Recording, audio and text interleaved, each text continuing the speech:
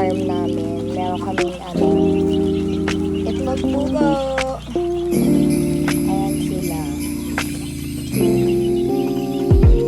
So, yun yung sala natin. Tapos, yung mga chicks namin. Siguro.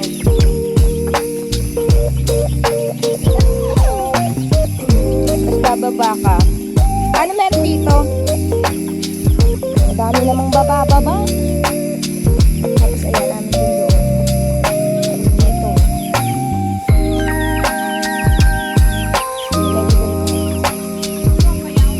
Ay, may bayawak pa kami.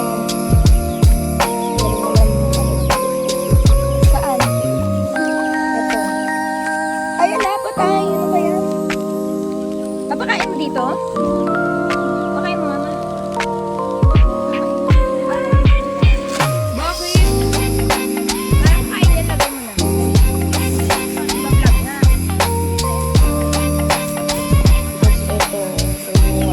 Naglalaro.